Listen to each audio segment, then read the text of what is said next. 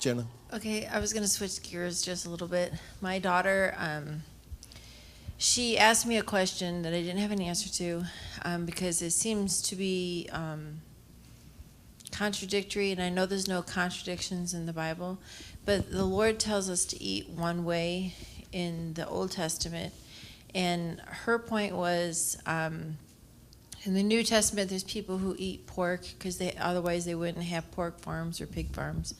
Wait a minute, stop.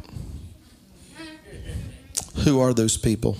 I have no idea because she was showing me in Scripture that Paul was going to people, and then Paul says that you can eat whatever you want to eat. And I'm like, I don't think that that's exactly what that Scripture means, but it's not the one with Peter with the sheet. And I know what you're talking about. Okay, so can you tell me what to tell her?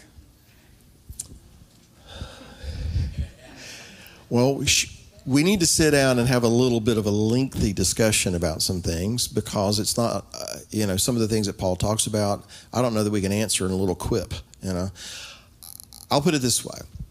If Paul contradicts what the Messiah and what the Almighty through Moses said over here, what should we do with Paul? Okay? So we can't think that Paul supersedes all this over here, right? Would you agree with that? That's the first thing I would tell her. Now, I don't think Paul disagrees.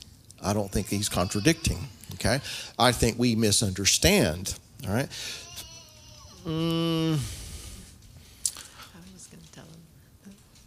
There are countries that eat things that you and I would never consider eating. Right? To them, it's food.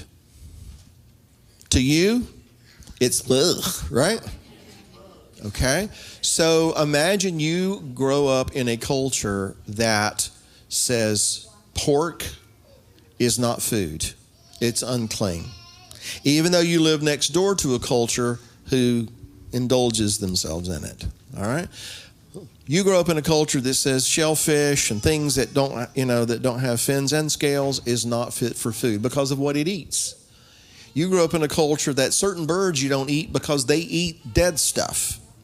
So really what it boils down to is the Creator saying, I don't want you to eat things that eat poop, death, and don't expunge death from them. So in other words, don't partake of death. I think that's pretty much the way to boil it down, okay? Where the nations, they'll eat things that eat dead things. They'll eat things that other things have passed, and they don't think anything about it. So if you grow up in that culture, Paul grew up in that culture, right? So when he talks about food, I'm going to recommend to you that when he uses the word food, he never considers things that he never considered to be food. Do you understand what I just said? So when he's talking about food, he's talking about things that would be qualified in his way of thinking as it is described for us and prescribed for us in the Torah. He would be talking in terms of what he would have considered to be food. And he would never have considered all this other stuff that he would have never thought to be food to be food.